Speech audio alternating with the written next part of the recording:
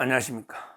제가 이제 법조인이다 보니까 이번에는 이제 우리 역사상 진짜 듣도 보도 못한 역대급 사법방해를 일삼는 이런 이제 대표적인 제가 세 명을 한번 추려봤습니다. 사법방해라는 게 뭐 미국에는 딱 사법방해죄라고 있죠. 보통 이제 한 7년에서 10년 정도 때리는데 우리나라는 이제 사법방해죄 이런 죄는 없는데요. 근데 미국의 사법방해죄 중에 대표적인 죄들을 따로 우리나라도 규정을 해놨습니다. 미국의 사법방해죄의 대표적인 게 위정입니다. 위정. 근데 미국은 이제 중요한 게 법정에서 위정도 처벌하지만요. 미국은 이제 가장 우리하고 다른 게 수사기관. 예를 들어 이제 검찰이나 경찰의 수사기관에서 거짓말 하잖아요. 이게 사법방해 중에 무서운 거예요. 근데 우리나라는 요것만 빼고 요게 없어요. 요거 빼고는 다 있는데. 그러니까 우리나라는 경찰이나 검찰에서 거짓말 하잖아요. 요걸 처벌하는 게 없어요. 미국은 그것도 이게 사법방해예요. 그거 하나가 가장 차이 난다 보면 돼요. 왜? 우리나라도 이게 위정하는 거는 미국도 위정처럼 다 처벌하잖아요. 그 다음에 사법방해 중에 대표적인 게 증거를 은닉하거나 증거를 위조하거나 이것도 사법방해잖아요. 우리나라도 이게 증거 인멸, 은닉, 위조, 변조 다 이게 처벌하거든요. 그 다음에 위정 처벌하고요. 증거인멸 처벌하고요. 다만 이제 딱 하나가 법원, 검찰, 수사기관에 거짓말하는 요거 빼고는 다 있는 거예요. 우리나라도. 자, 미국은 이제 포괄적으로 하여튼 이 수사나 재판을 방해하는 거짓말로 또는 증거를 조작하거나 이런 게 포괄적으로 미국의 사법방해죄입니다. 주로 이제 위정이나 증거를 조작하거나 또는 이제 수사기관에서 거짓말하는 게 이게 사법방해 행위인데요. 이런 데 우리나라도 이게 포괄적으로 사법방해를 일삼는 자들이 엄청나게 많은데 지금 엄청나게 많아요. 근데 제가 보기에 그럼 역대급 사법방해 이렇게까지 심하게 사법방해를 하는 예를 들어 이제 위정이나 수사기관의 허위 진술을 계속 하거나 또는 이제 하도록 교사하거나 또는 증거를 갖다가 은폐하거나 새로운 증거를 만들어내거나 위조 변조 이런 게 사법방해를 이렇게까지 심하게 하는 자들이 있을까? 제가 랭킹 3명을 한번 꼽았는데 그 3명 중에는 우위를 못 가리겠고 하여튼 제가 변호사 법조인 30년 가까이 되면서 이런 심한 사법방해 행위를 하는 자는 듣도 보도 못했다. 대표적인 3명을 한번 더 꼽아보려고 합니다. 이런 자들에게 엄벌해야 됩니다. 자, 3명은요. 이재명 사건과 관련해서 이제 김만배 씨입니다. 김만배 씨. 그 다음에 문재인 사건 관련해서 서훈입니다. 서훈. 그 다음에 이화영 건 이것도 관련해서 부인 백정화 씨입니다. 용서하면, 이런 거는 용서하면 안 돼요. 백정화. 이런데 3명은요, 정말 이게 심각한 온갖 종류의 사법방해 행위를 다 저지르고 있습니다. 자, 먼저 이재명과 관련해서 이제 대장동 김만배 씨 한번 볼까요? 제가 유동규나 나무, 정리학 다 제가 직접 정의신문 다 해봤잖아요. 그 사건에게 제가 재판도 관련되는 거 해봤고, 그 다음에 그 내용을 충분히 제가 추적을 많이 이제까지 방송하면서 많이 했잖아요. 이렇게까지 심한 경우는 처음 봅니다. 김만배 씨. 왜냐하면 이제 처음에 사건부터 이게 교묘하게 회유를 해서 검찰하고요. 그때 문재인 검찰이죠. 짜고요. 완전히 주범 바깥치는 이런 게 엄청나게 허위 진술로 사법방해를 하는 거예요. 대표적으로 이제 유동규, 정민용, 김문기 이런 라인의 모든 책임을 떠넘기는 거예요. 대장동의 모든 거는 초과 누가 했다? 유동규 씨가 다 했다. 우리하고. 그래서 돈을 428억을 유동규한테 주게 된 거다. 그 밑에 이제 정민용 씨가 있고, 그 다음에 김문기 씨, 유한기 이런 극단적인 선택한 이런 분들한테 책임을 떠넘기는 거예요. 그 다음에 정진상, 이재명 몸통을 숨겨주는 거예요. 왜? 항상 김만배 씨가 한 말이 야, 우리는 이재명만 대통령 만들면 된다. 그러면 이게 우리는 영웅이고 바로 이게 사면 바로 논다. 걱정하지 마라. 이재명이 대통령 되면 끝난다. 그러면서 이게 이재명 대통령 만들려고 또 이게 얼마나 공작을 했습니까? 그 신앙님하고 이제 그 1억 5천에 부가세까지 책 줘가지고 말도 안 되는 책 있잖아. 그 쓰레기통에 버리될 이런 데 그 책을 그 사무실에 헌책처럼 이게 버리다 놨던 책 아닙니까? 1억 6천5백 주고 사가. 신앙님 씨하고 인터뷰도. 그러면서 그때 조우영 씨를 내세워가지고 조우영이도 천화동의 6호의 그 주인이거든요. 그러니까 이제 이거 다 짰겠지 뭐. 그래서 이제 그 대장동의 그 몸통 원인은 윤석열, 이거 이제 그때 조우영 수사를 안 해가지고 이게 문제다 이런 식으로 완전히 그 윤석열한테 책임을 떠집어서 이런 공작부터 해가지고 그다음에 그 공산당 프레임 오히려 이제 이재명이는 공산당이고 우리 걸 다 뺏어가 우리는 이재명을 공산당으로 했다 이렇게 만들 때 이게 다 김만배 씨 머리에서 나온 조작입니다. 이런데 수많은 사람들한테 계속 그걸 조작하면서 몸통을 이게 바꿔치거나 대장동 도저히 안 되면 이게 유동교수한테 떠넘기거나 이런 게 공작을 계속 해왔지 않습니까? 그리고요 판사를 매수해버리는 것도 이게 사법방해잖아요. 검사 판사를 매수하는 것도 사법방해. 결국 정당한 처벌을 막는 게 다 사법방해거든요. 판사나 검사를 매수하는 것도 사법방해 아닙니까? 그런데 그 권순일이부터 그 다음에 그 1심의 판사는 또 180억을 뭐 지인통에 로비했다고 1심 판사 그랬잖아요.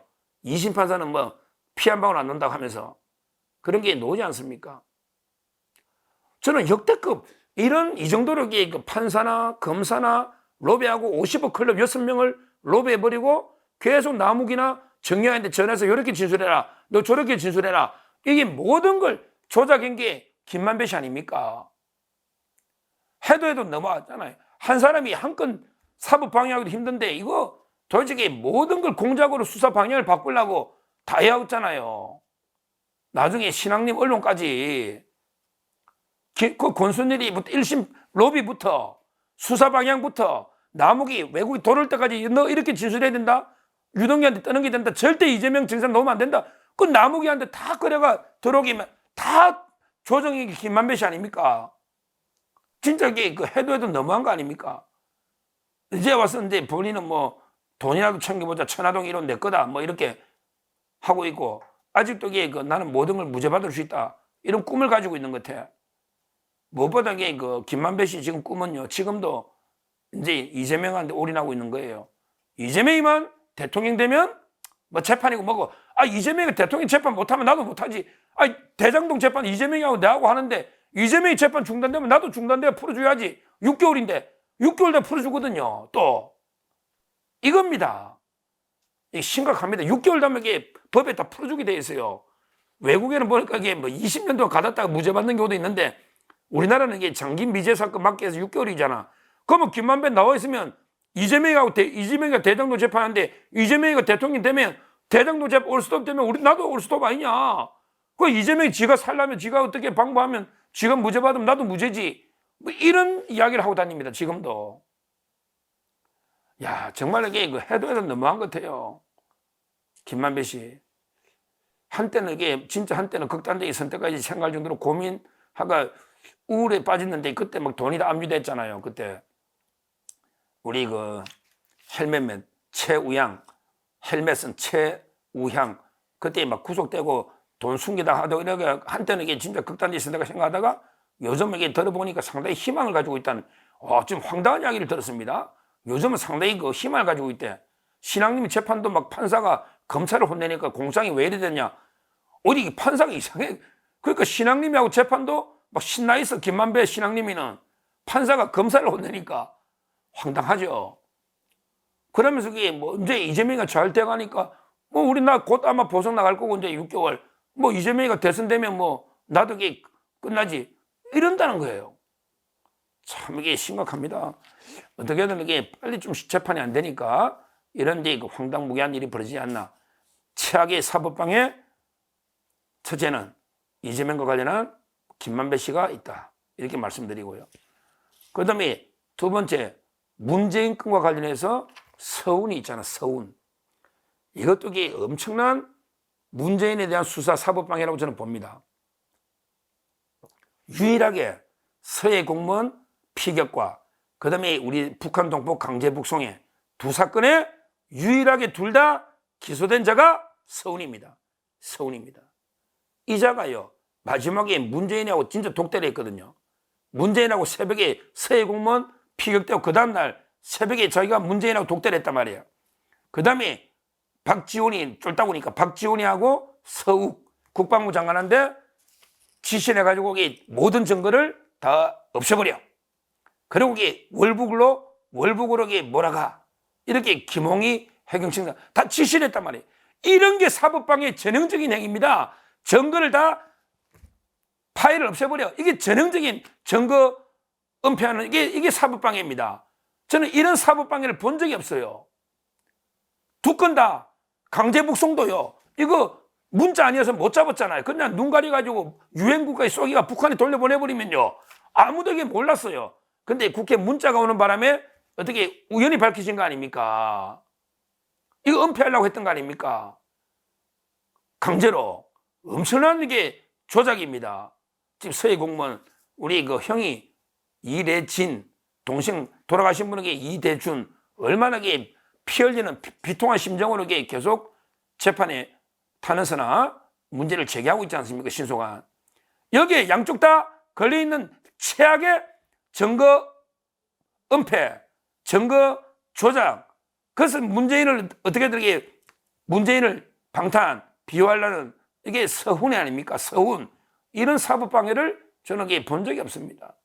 빨리 본인이 지은 죄로 엄벌에 처하고 그 다음에 그 증거를 은폐나 위조 변조한 게 있으면 또 처벌해야 됩니다. 이거 나중에 문재인과 관련해서 저는 두 번째 역대급의 사법방해, 두 번째는 서훈을 꼽고 싶습니다. 문재인 건 관련해서. 그 다음에 그 마지막으로 두 명에 비하면 이게 피라미인지는 모르겠지만 그래도 질이요. 이런 거 처음 봤어요. 이게 백정화 씨가요. 이화영의 법률상 부인입니다. 실제 내연녀는 문성옥 씨 제가 이야기했고 법률상 처음입니다. 아직. 근데 해도 너무한 것 같아. 남편을 구하려는 게 아니야. 이재명을 구하기 위해서 남편이 어떻게 되든 말든 남편이 몇 년 받든 말든 이재명 구하기에 올인해가지고 진짜 엄청난 그 사법방해를 저지르고 있어요. 근데 이 부인이다 보니까 이제 신진우 판사 재판부도 좀 봐주고 있는데 옛날에 이화영이하고요. 재판하는데 갑자기 이화영하고 합의도 안 돼서 남편하고 합의도 안 된 거야. 근데 갑자기 법정에 들이닥쳐가지고 막 소리를 지르니까 신진우 판사가 차분한 얌전한 사람이 놀랬다잖아. 그냥 놀랬는지 모르겠지만 갑자기 막 어떤 여자가 나타나가지고 당신 정치하려고 막 외치면서 하니까 우락부락하게 생겼잖아. 그 운동권 출신에 백정아 씨가. 그 김영태 변호사도 마찬가지고 김영태 녹취까지 교도소에서 하는 사람 아닙니까? 교도소에서 녹취까지. 그러면서 이게 막 법정이 개판대가 신진우 부장이 오늘 재판 끝냅시다 이렇게 끝냈다는 거예요. 그 서민석 변호사하고 하겠다는데 이화영이는 완전히 법정까지 오고 난동 부리면서 이게 남편하고 상의도 안 하고 이재명 구하려고 끌어낸 이것도 사법방해, 재판방해 아닙니까? 근데 그거면서요, 그 이후에 변호사들 막 자기 마음대로 이게 해임하면서 얼마나 검사가 남편을 해외했다고 온갖 허위로 잡힐 편지라든지 글도 쓰고요. 드디어 이제 김현철하고요. 변호사 김현철하고는 아예 김현철하고는 이제 책을 써버렸잖아. 책을. 와, 근데 검사들이 조작했다고 책을 냈다니까. 변호사하고 백정아 씨가 책을 냈어. 책을. 요즘 출판 막 다니면서 책 가지고 또 하고 있습니다. 나는 고발한다. 검찰이 해유 조작했다. 나는 고발한다. 이런 책이에요. 김현철 변호사하고 백정아 씨가 책을 내가지고 출판 기념회처럼 돌아다니면서 검찰 욕하고 있는 거예요. 이거만 하고 있습니까? 백정아 씨가 이거만 하고 있는 게 아니고 그 변호인이 두 명이잖아. 이화영. 김현철하고 이제 김광민하고 도의원이죠. 부천의 도의원 김광민. 이자하고요. 또 이게 유튜브마다 나가다니면서 또 검사가 해유했다고 떠들고 다닙니다. 검사가 해유했다고. 이게 뭡니까? 우리가 아무리 이게 부인이니까 좀 그래도 부인이니까 이해해 줄래도 이게 남편을 갖다가 망치는 거 아닙니까? 남편을 위해서가 아니야. 오로지 이재명을 위해서 완전히 개딸 중에도 진짜 오리지널 개딸 행세를 하고 있잖아요.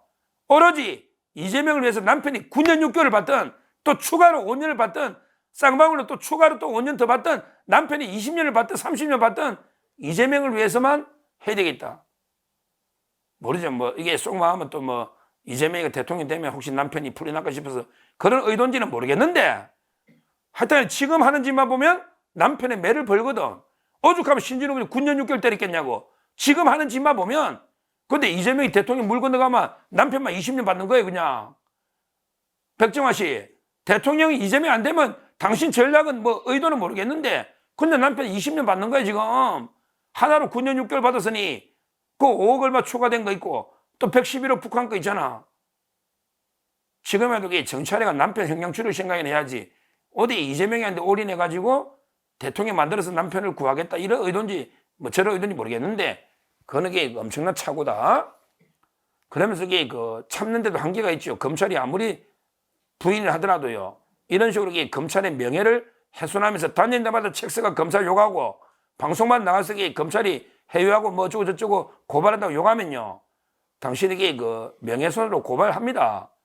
지금 박상용 검사가 대변 때문에 그 검사들 8명, 우리 8명을 명예훼손 고소해놓은 거 있죠. 박상용 검사가.